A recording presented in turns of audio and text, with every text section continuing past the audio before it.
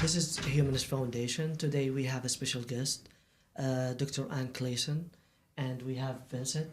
Dr. Anne Klaeysen, she's a leader of New York Society for Ethical Culture, and she's a humanist. Yes. Yeah. We would like to know more about Dr. Anne Klaeysen. What brought you to a humanist? Well, first of all, let me correct you.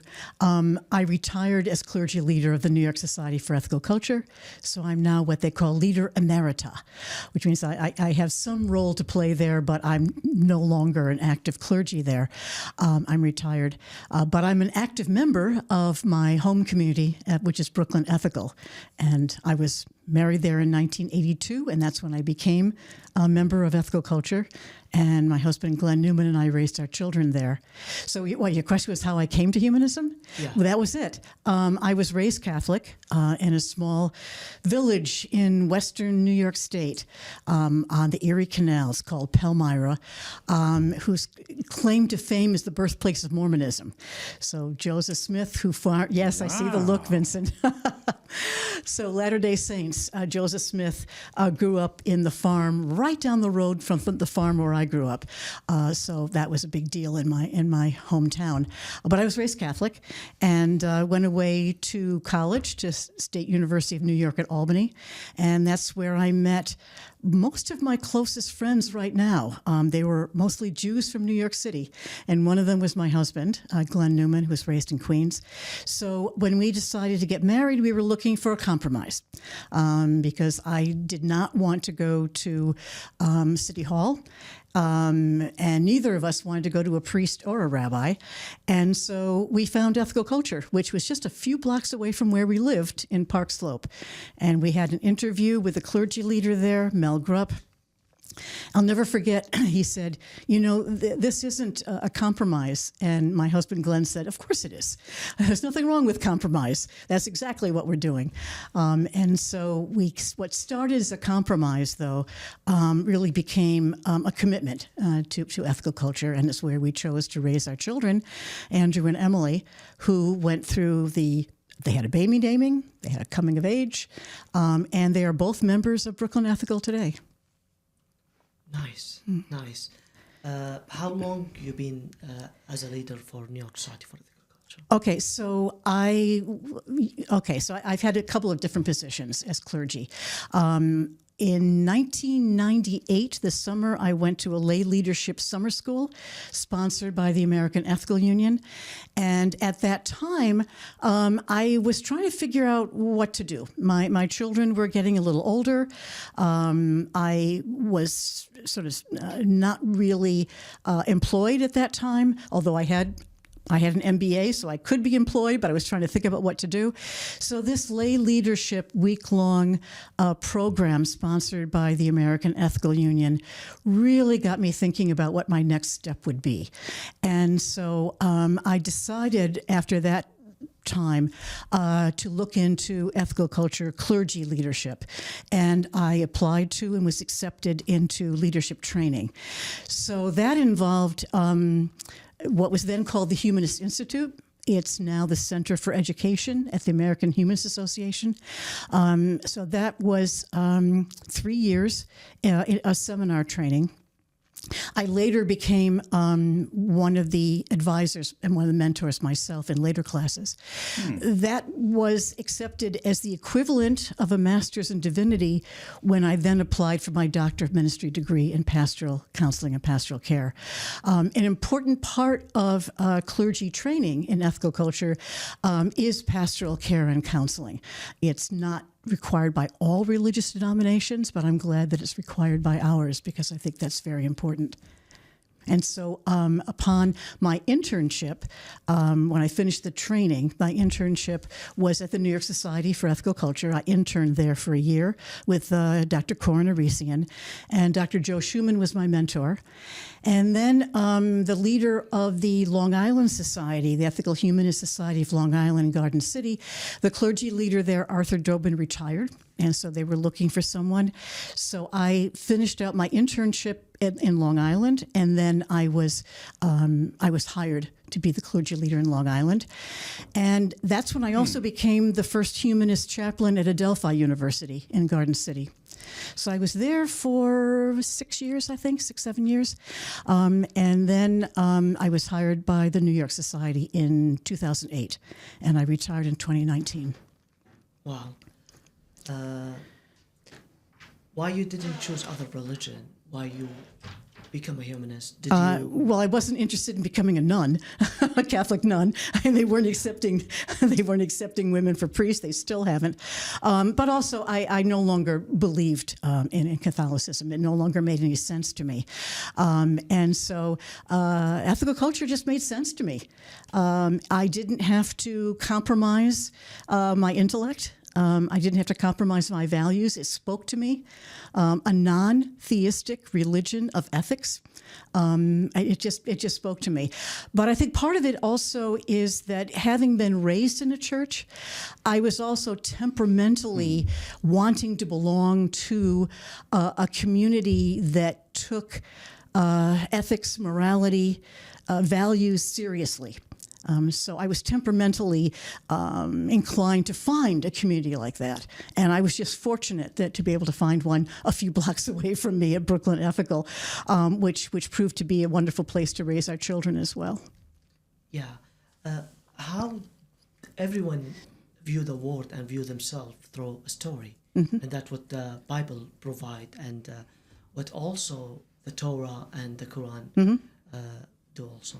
So how do you view yourself and view the world? What is the foundation? In terms of a story? Yeah. Yeah, okay. Well, I think in terms of a story, I'm a human being.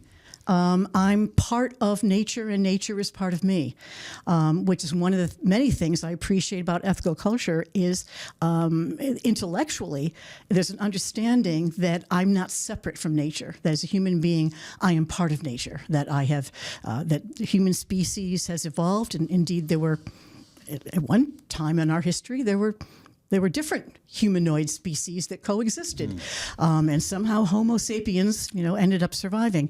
So that's kind of the story. The human story is one that speaks to me because it's true and it's honest, and it also explains the ways in which we evolved ethically out of our small social circles around the campfire, learning to get along with one another, learning to share our resources, learning how to deal with conflict, sometimes learning the hard way how to deal with conflict, but hopefully building community out of that. So I think it's just a basic human story. Yeah, so, and that's evolution. That's one aspect of it, sure. Mm-hmm. Yeah. Interesting. Vincent, would you like to ask an question about? Well, what about your credentials? I'd like to hear a little bit more about that.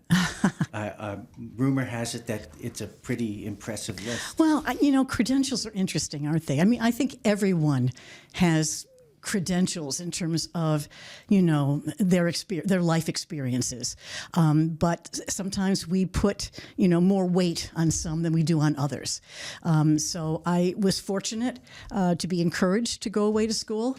There were 123 people in my high school graduating class. That's how small it was. Wow. And I was fortunate, to be able to get a scholarship and to leave home and to go to SUNY Albany to get my undergraduate degree. I was also fortunate when I was in high school. There's something called the American Field Service.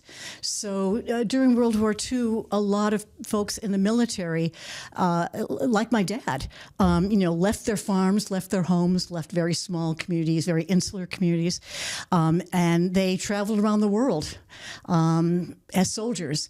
And in the course of that time, they met people from different countries and from different cultures. So some of them came home and started the American Field Service to be able to offer that experience to high school students. And so my high school had that program, and I was very fortunate. So we would host students in our high school. In fact, my parents hosted a student from Austria, and then both my sister and I were able to go away for the summer in that program. So I was fortunate between my junior and senior years of high school. Although I had studied Latin for 3 years, I was sent to Germany. And so I quickly, learned as much as I could. But I lived with two families when I was in Germany. And I was very grateful for that experience because it took me away from my small village, introduced me to a different country, a different culture, different people. One thing they stressed upon us when we're with these families, a smile, eat everything they put in front of you, and offer to do chores. And so that was kind of all you needed to do, to fit in. But when I returned home, I said, well, let me continue with my study of German. And so that's what I did. And then when I went to the university, I spent 2 years in Würzburg, Germany. So I ended up getting a double degree in English and German. When I came back, I got a master's in German.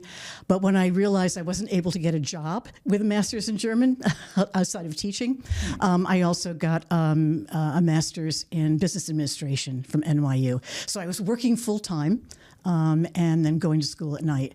And actually, my husband was also working full-time and going to law school at night. So for the first 7 years of our living together, we were working full-time and going to school at night.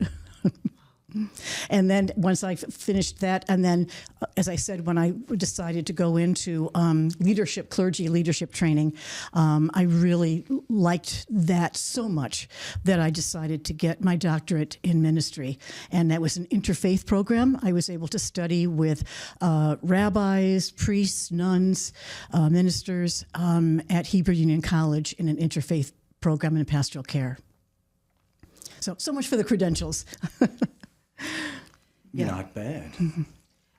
As a clergy at New York Society for Ethical Culture, what do you offer to people who come to New York Society for Ethical Well, I was both at the Long Island Society for about 6 or 7 years and then at New York.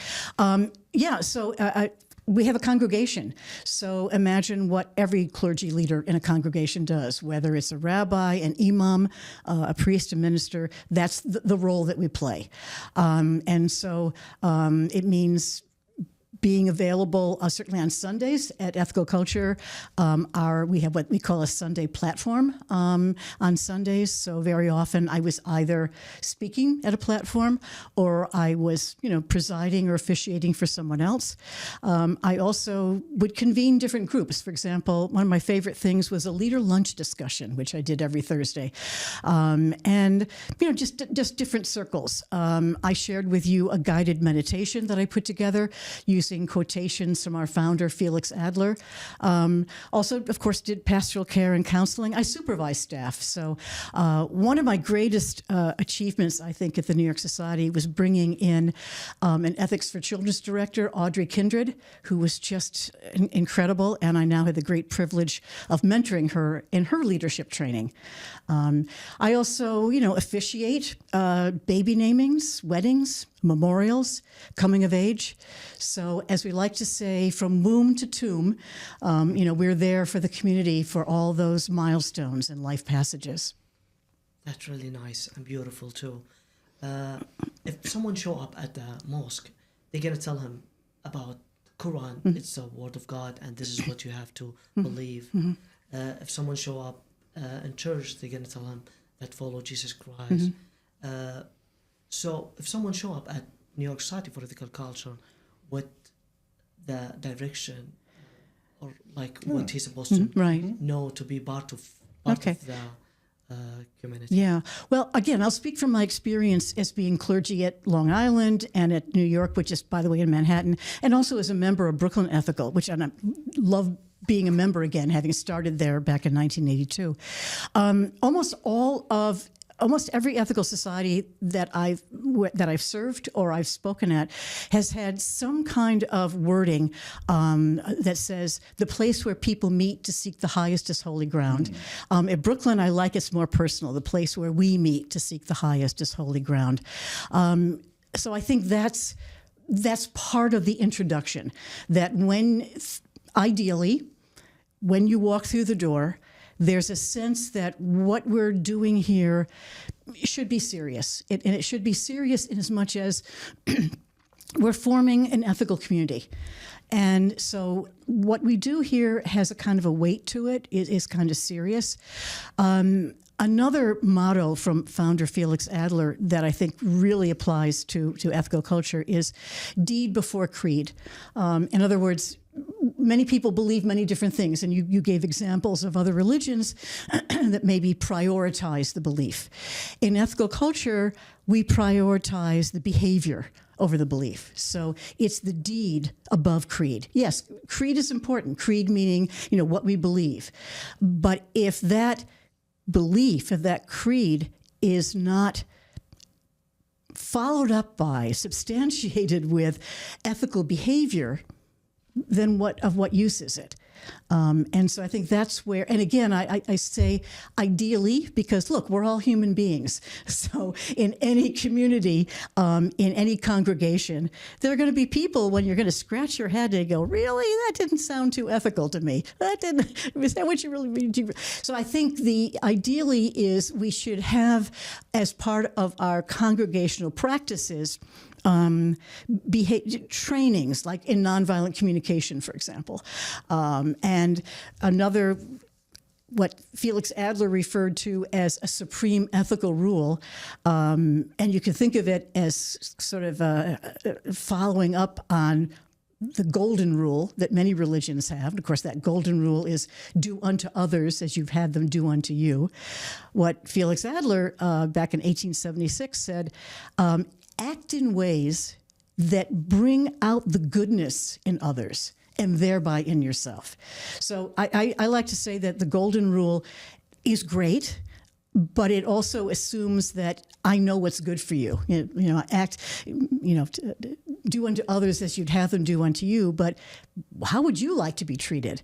So I like that notion of if I act in ways that brings out the other person's goodness, then I have a responsibility to really see the other person and really listen to the other person, and try to make some kind of connection there. And so again, that's ideally what ethical culture stands for, and what, as a clergy leader, I always return to and try to promote. It's challenging. It's hard. It's really hard, to act in ethical ways, to suspend judgment, and to really see the best in the other person.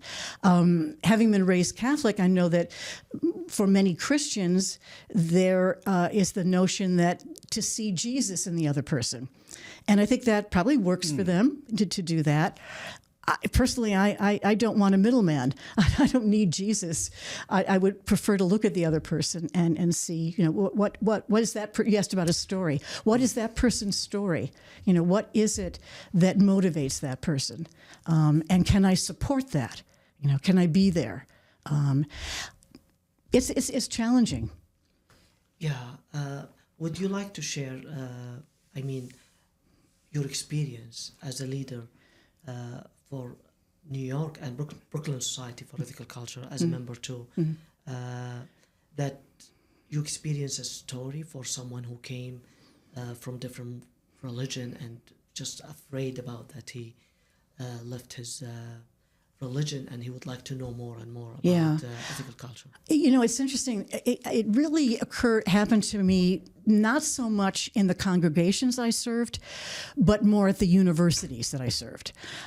So I mentioned I was the first humanist chaplain at Adelphi in Garden City, and then I was a religious life advisor at Columbia University, spiritual life advisor at NYU.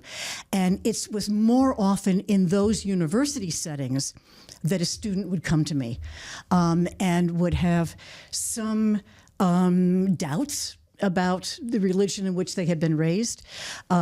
It often happened before Thanksgiving or before some trip home. A student would come to me and say, I'm heading home and I have changed. Maybe they have come out. as LGBTQ. Maybe they are experiencing some doubts in their belief. And so that's the time when students would come to me, which I found very interesting. And I'm not sure what they were expecting. Maybe they were expecting, the humans to say, "Yay, one for my team." But instead, you as a chaplain, you need to really listen to, as one of my mentors, my teachers in pastoral counseling said, you're listening to where it pinches.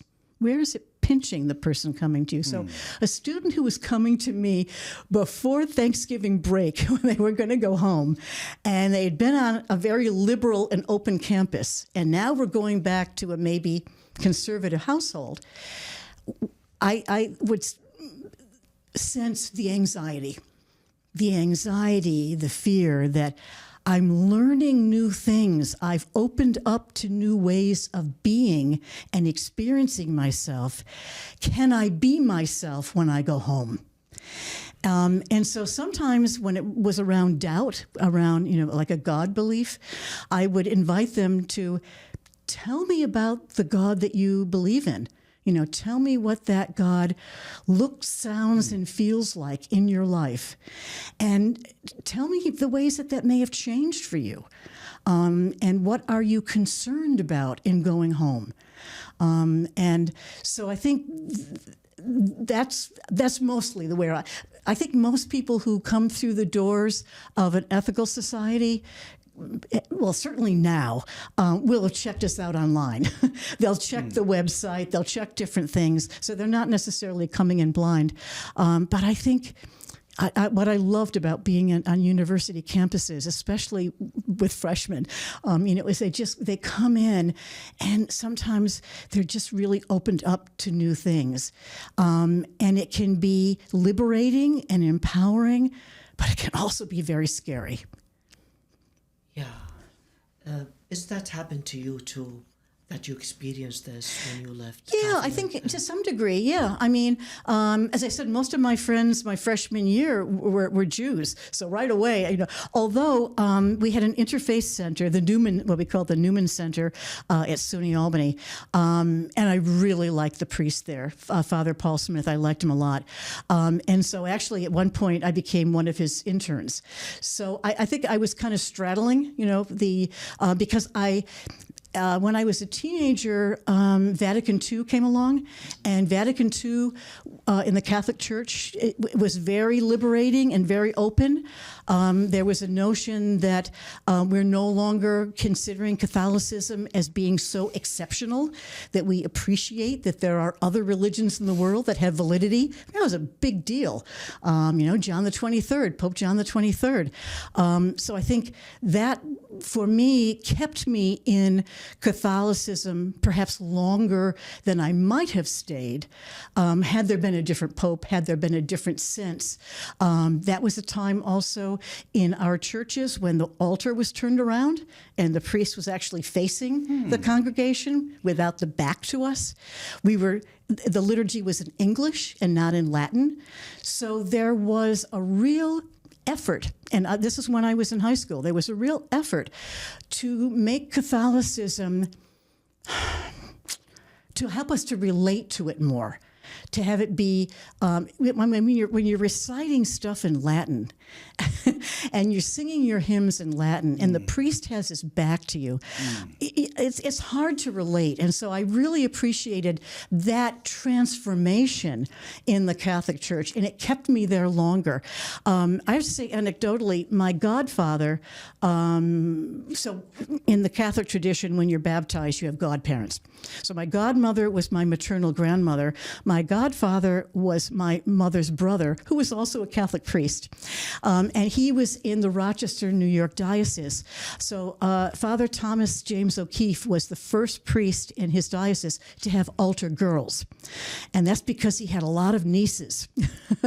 And so I think, the relational aspect of Catholicism kept me in the religion longer, which is why, I would go to Mass when I was a student, but not on Sundays. I would go during the week, where Father Paul hall would have a smaller group of people, and we would interact with the liturgy. We'd have a conversation about it. So that was important to me. As I say, I temperamentally, was part of that community.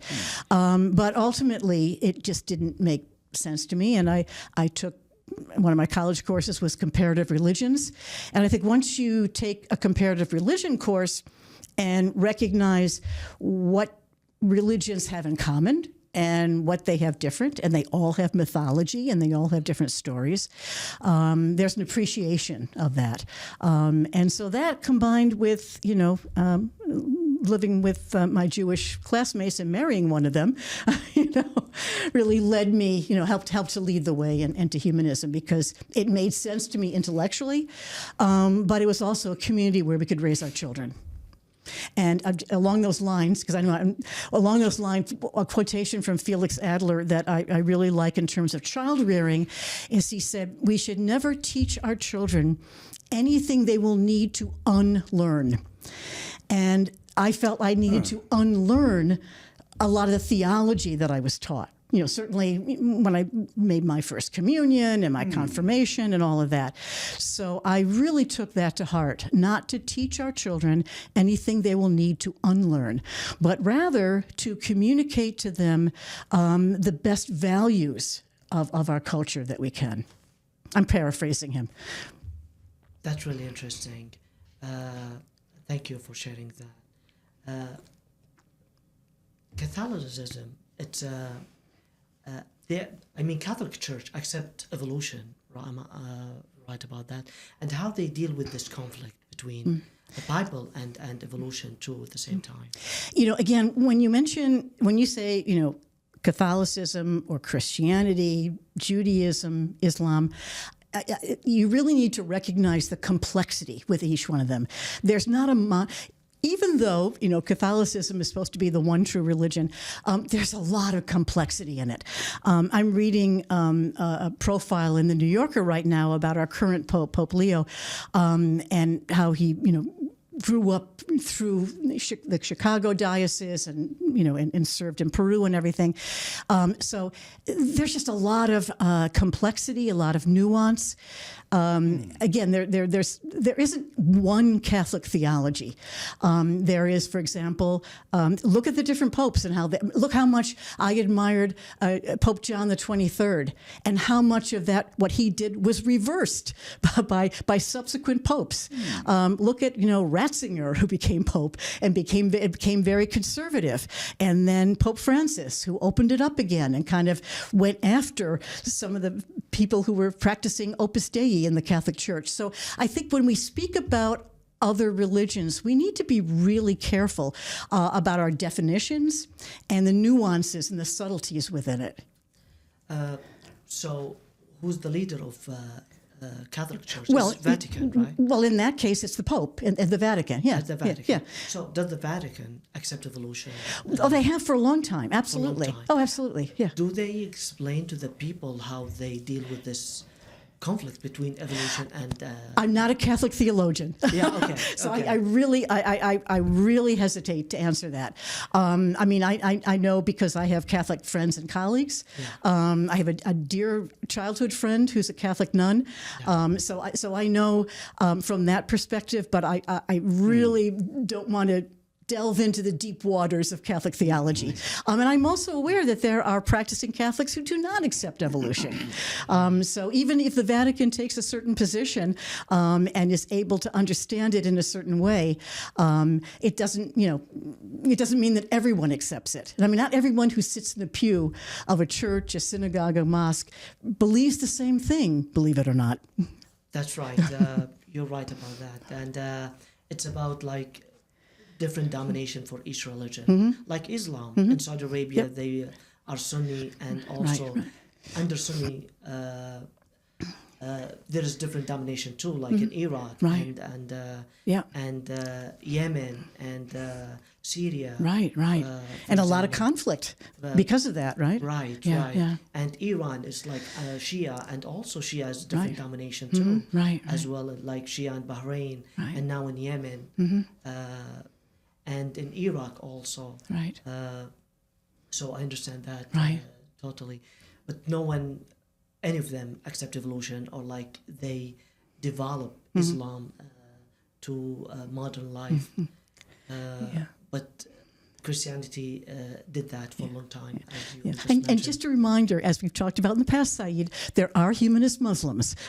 Yeah, you surprised me about that. I know. Every didn't time I know say it any. to you, you're surprised.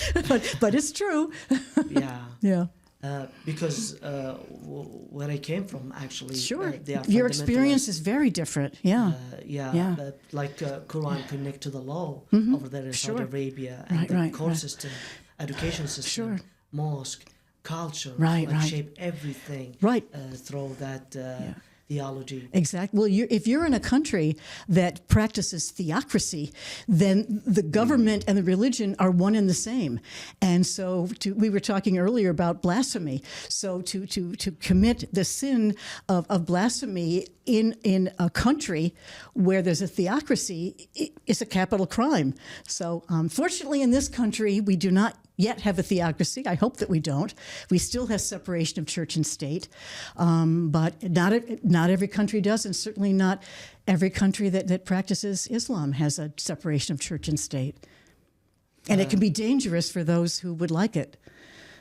Right. I'm sure that there is a lot of people over there that they would like to be humanist. They don't reject this theology, especially when that theology again is their sexuality. Right. People from LGBTQ women, they like suffer a lot because of this theology for a long time, and there is two reasons: leave the country or accept this theology and just. Or hide. Or hide yourself for a long time. Yeah. And if you hide yourself for a while, probably that's mean you die.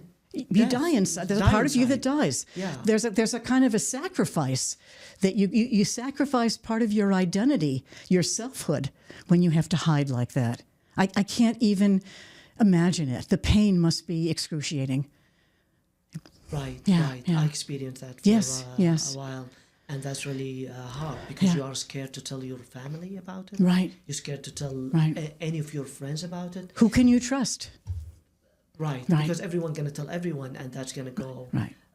right away probably to the government, and the government's gonna come and arrest you Yeah. and put you in jail without court. Right. It's an date. existential threat. Yeah. Yeah. Yeah.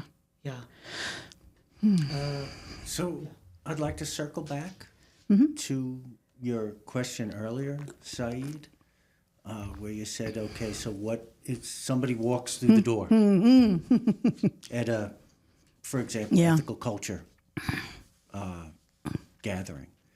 What is it that we're telling them that we believe and how we enact these beliefs in our lives? And I just want to, so far, I've heard deeds before creeds, and we're going to tell people that we're more concerned about how you behave in between our get-togethers than we are you just sitting here and chanting the dogmas. Okay, so deed before creed, very important. Also, you mentioned very briefly, perhaps too briefly, communication skills. I've definitely noticed that communication skills are highly valued and respected in humanist circles. And bringing out the best in others brings out the best in yourself. That's three things so far. And then at least implied in the subsequent conversation, I'm hearing authenticity or truth, being true to yourself, living an authentic life, and the freedom to be authentic with the people that you're with. So that's four pretty major things right there. And if I'm sure I'm sure I'm on the right track so far. But what else? Yeah. Well, it's interesting would you say? when we have it's interesting because we have different sort of slogans or mottos that just trip off the tongue, like act in ways to bring out the best in others and thereby ourselves. It's kind of a mantra that we say, and to unpack that a little bit, when we say the best, Felix Adler, when he wrote about that, he expressed it in different ways. And the best can also mean our unique differences. It could mean our goodness. So again, it's never just one thing, and I think that that may well be the challenge of ethical culture and religious humanism, that it seems too loosey-goosey to some people. Some people, we were talking about, people in our lives, maybe people in our families, who really need, not just appreciate, but need to have it spelled out. I mean, look, the catechism I grew up with, the Baltimore Catechism, who made you? God made me. Why did God make you? To know, love, and serve him. And so you memorized all these things before you could make your first Holy Communion. So I think there, again, temperamentally, that's a necessity for some folks. I think their ethical culture can be, and humanism can be, a little too loosey-goosey, in as much as we do have an appreciation for the different expressions that people have. I mean, look at Felix Adler. Here's a supreme ethical rule, and he words it in different ways. Elicit the goodness in others and thereby yourselves, to elicit the best, to elicit the distinctive, the unique differences in others. So they're different. I'll give you a little story about John Dalen. So John Dalen was a youth at Brooklyn Ethical years ago, and he was getting to the age to do a coming of age, but he wasn't sure. And his parents were both Jewish, but they didn't belong to a synagogue. They belonged to ethical culture. In fact, his mother was on our board at the time. So his friends were doing bar and bat mitzvahs, very ritualistic, great party. And so he was thinking about it, and his parents said, look, John, it's entirely up to you. If you would like to, study for your bar mitzvah, there are synagogues in the neighborhood, fine. So he did. And a couple of months later, he came back to Brooklyn Ethical, and he wanted to do a coming of age, and he did, in fact, have his coming of age there. When asked about it, he said... Instead of the bar mitzvah? Instead of the bar mitzvah, he came back and did his coming of age at Brooklyn Ethical. And when we asked him about it, he said, he said, it wasn't just about having to learn a different language, Hebrew. He said, it wasn't just that. He said, they asked a lot of questions in the training, but there were certain answers that we had to give to each one of those questions. Baltimore Catechism, for me. He said, at Brooklyn Ethical, we ask questions, and everyone has answers, and more questions. And then we have a whole discussion about it. He said, I like that better. And so he temperamentally, that worked for him. But for other people, maybe it doesn't. So I think it's not for everyone because it just doesn't fit with who they are. I brought that up to him. We had a gathering in the neighborhood, and I said, John, do you remember that? He said, oh, yeah, I remember that. He said, it was absolutely true. He said, I didn't want to be tested, ask questions where somebody else was testing me on answers they knew. I wanted to be part of a community where we were having a discussion, and both adults and children were engaged in exploring different answers and raising more questions. So I think that's that's a part of it. So I mean, somebody coming through the door, it's kind of tough to get it, I think, because, and especially if, and we've talked about this too, humans being what they are, not everyone practices it. Not everybody at the greeter's table is going to give you the kind of welcome that you would hope to get. Right. And that's the challenge of any social circle, any congregation, any group. How do we walk that talk? How do we do it? If I might take the liberty of distilling something out of please. What you've just said, I would put that would be, we consider ourselves seekers rather than finders, because what our youthful ethical culturalist there, whose name escapes me already, was describing was a process of question and answer from all sides and looking for something, looking for it together. Right. Rather than being told what the answers were to begin with. So I've been an ethical culturalist for quite a long time, and you've helped bring that into focus for me right now. Okay, that's another foundational concept. I would not say just of ethical culture, but of humanism in general too. That we are searching for something that we don't have final answers. And we're okay. Right. And we're okay with that. Yeah.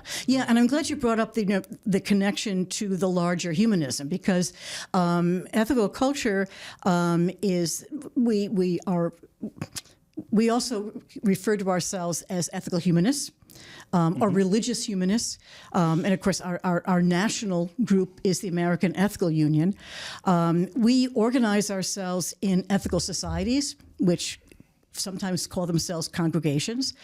The American Humanist Association defines itself as being secular, and they organize themselves in chapters. But there's a lot of overlap there. So there's like this big umbrella, this big humanist umbrella. And, humanism as a philosophical concept has roots in philosophy and in Confucianism, in Greek philosophy. It has roots all over the place. It kind of coalesced as a concept in the early 20th century. Unitarian ministers John Dietrich at First Unitarian in Minneapolis and Curtis Reese talked about a religious humanism. And they said they kind of took Unitarianism, and of course, Unitarianism and Universalism came together. We now refer to as the UUA. They kind of came together in what kind of a more natural religion. In other words, religion being informed by science. You raised evolution, Saeed. So certainly, if we accept science, the scientific method, evolution, how do we make that jive with religion? Well, the way these guys did it, John Dietrich and Curtis Reese, was to say that, again, we are part of nature. Nature is part of us, but we still feel a religious impulse. How do we express that? So they sort of expressed it in that way. In 1933, the first Humanist Manifesto was written. You can go on the AHA website to get that document. And the majority of people who signed that were clergy leaders. Who were kind of pushing the boundaries of their religious theology to recognize what we gain from science, and so not wanting to close off part of their intellect and wanting to still hold on to the sort of the temperament or the feeling of religion. How do we compromise? How do we do that in a way? And so you need to look at, those early religious humanists in the Unitarian Universalist Church, and then of course also in ethical culture. And so we have a lot in common. If someone meets me for the first time and I say I'm ethical culture and they go, "What is that?" I go, "Well, we're kind of cousins to the Unitarian Universalists. We have a lot in common there.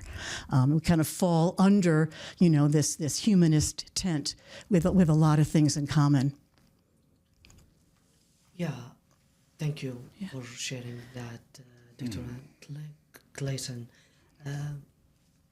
Meditation is really important for Homo sapien, and which when I met Professor David, he's anthropologist, and he told me that even the species before us, like Neanderthal and Homo erectus, also they were spiritual, and they were practicing, because there is a lot of question come to a human mind, like why we are here, what is this, and what's going on, why we behave this way, and why we are part of the nature, and why we have a different race, and people are really kind and good to each other, especially that here in New York City, that we have a lot of race, and we have also different temple, like synagogue, mosque, and church also, and other different temples too. Like one day I saw ambulance in Brooklyn, a Jewish guy and a Muslim girl and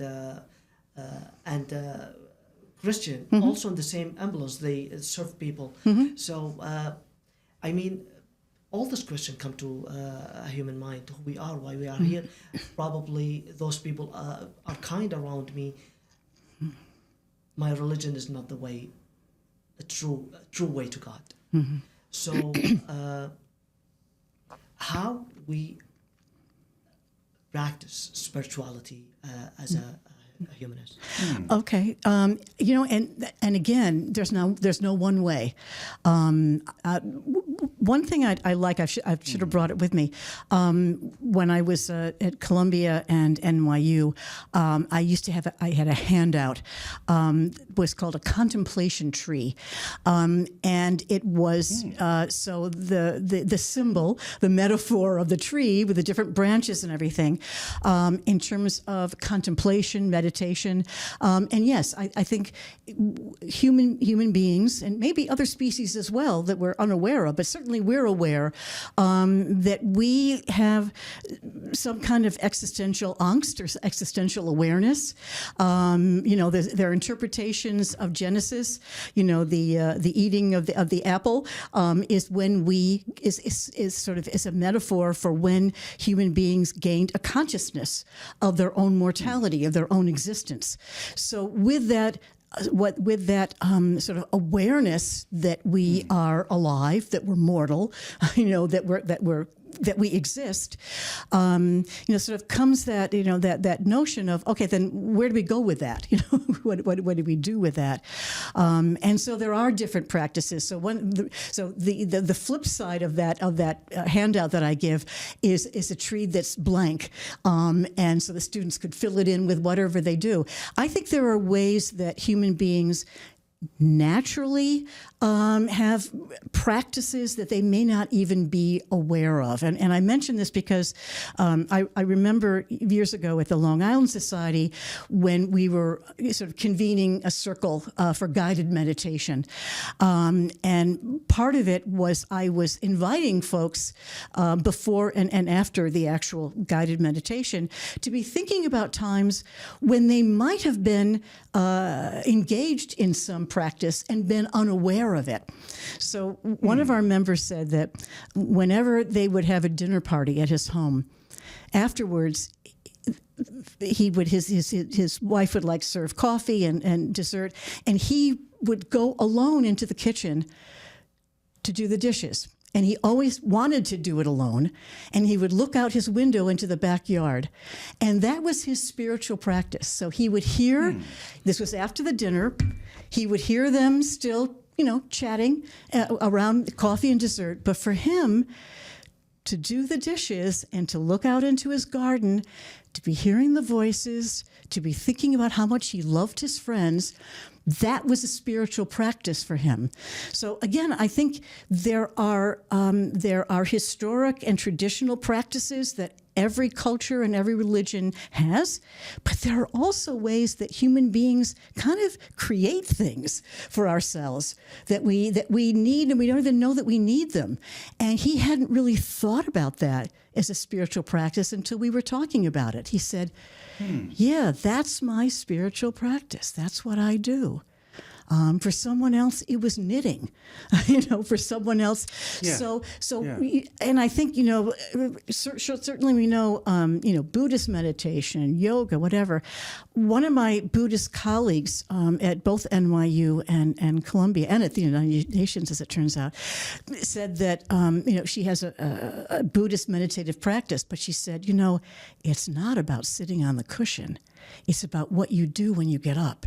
So again, you're sort of, there's a replenishing of one's spirit or a connecting with oneself, and then you don't just navel gaze, you get up and you interact, and you act in ethical ways, with the people around you. Interesting and a beautiful answer, actually, that the way how everyone meditate in a different way. And that example, that man who meditate when he look at the nature and listen to the voices in his head. I have a specific question about how we deal with the people that we love them, we understand them, but they hate us. Yeah. Yeah. Hate's such a strong word, isn't it? And it's a strong experience. And it's a violence that we experience. I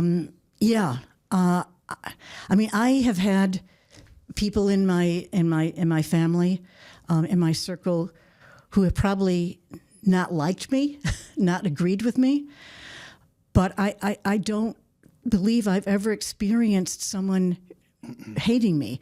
I haven't experienced that kind of violence, and so my heart just breaks for people who are experiencing that. And there are different ways, you know, if someone were coming to me for counsel on that, I would say, practice self-care. Practice self-care. Do not allow violence to be done to you.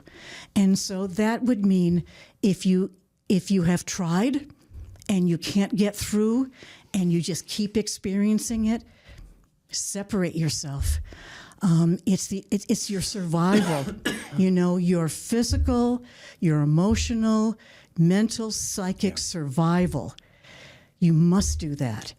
And so no one should accept violence from anyone.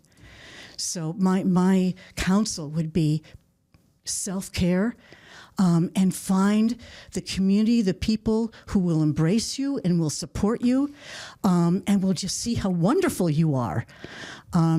There is a very sad and tragic tradition.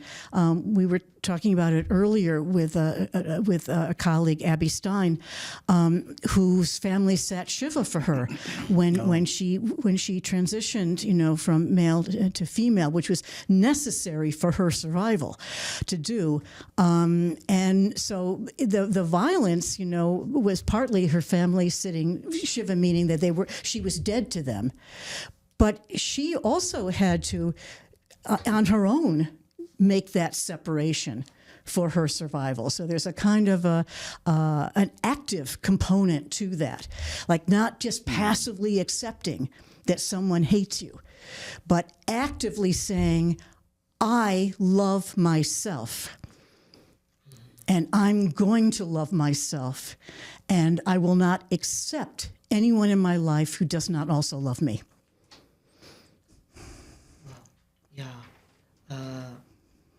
Thank you for sharing that. I'm sure there's a lot of people over there would like to hear this for surviving mechanism to survive. And what is your message to those people who outside of the United States and also they face the same?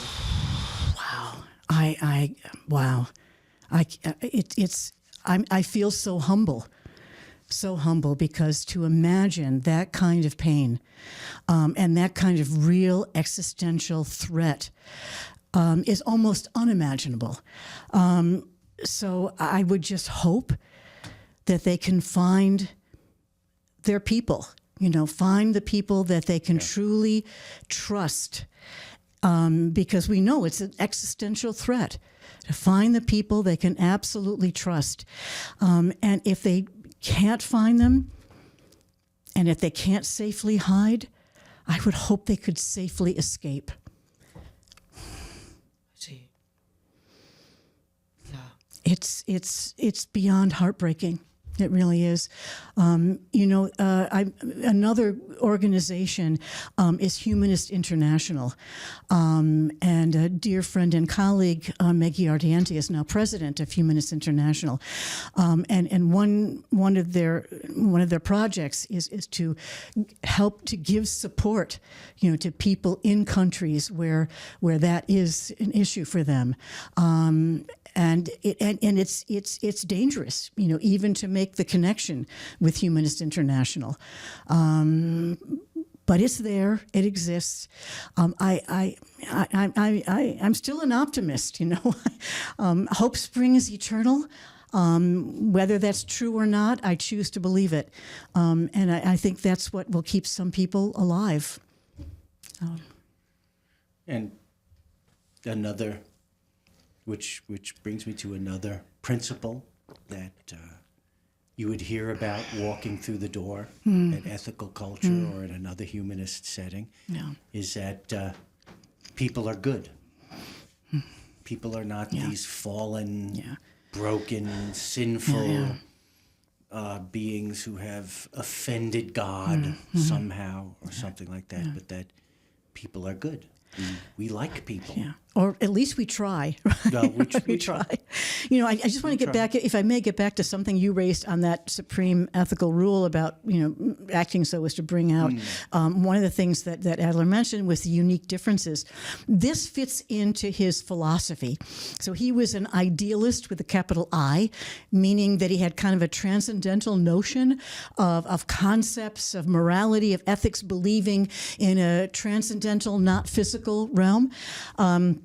And so he believed something he called the ethical manifold. And what he meant by that is many folds or many aspects of it. And he believed that we human beings have unique and distinct differences from one another that are necessary, that we need to be different, we need to be distinct, and we need to connect in those. And not only do our communities and congregations depend upon that to make them better. But in his transcendental, idealistic sense, the very universe depends upon those unique differences to make it whole. And so it's kind of a wacky notion, but I like it, you know, that we kind of need to have those differences. So the ethical manifold is these many differences. And he maintains, without any proof, that each one of us is unique. And that kind of helps us with some of our spiritual pains where we feel like we're overwhelmed by the universe and what difference can we make. But if we tell ourselves that we really are unique, that even if we were to be cloned, there'd be no one quite like us because no one has had even with the same DNA, no one has had the experiences that makes us who we are. So I think there's that appreciation, you know, of those unique differences. That we can celebrate. And that's why I don't want to mention that man's name, but the whole business with attacking DEI, diversity, equality, and inclusion is like so anti-ethical culture because it's in the differences that we can celebrate those differences, that we become better because of them. I would say that even aside from any ethical consideration, that as a social species, what the tribe needs is members who will respond differently to the same stimulus. Right. Because at any given time, at least there's going to be somebody who has the best response. And then even through just monkey see, monkey do, or human see, human do in this case, you could learn the best option available to you and then spread that through the group. And that, of course, seems to me to be the precise opposite of, religion in general, which is telling you that everybody has to think the same thing, believe the same thing, recite the same catechism to bring it to something else. And what you were saying earlier about authenticity and finding your people and that whole process, out of that, I would withdraw or draw down the principle of living an examined life, as Socrates put it, that we are as humanists or ethical culturalists or, any philosophy that's geared towards freeing human beings rather than enslaving them is going to say that you need to be paying attention to who you are, who other people are, what's going on in the world, living the examined life. Or as Socrates also put it, the unexamined life is not worth living. Well, not only examining one's own life, but accepting and celebrating the gifts of different people's perspectives.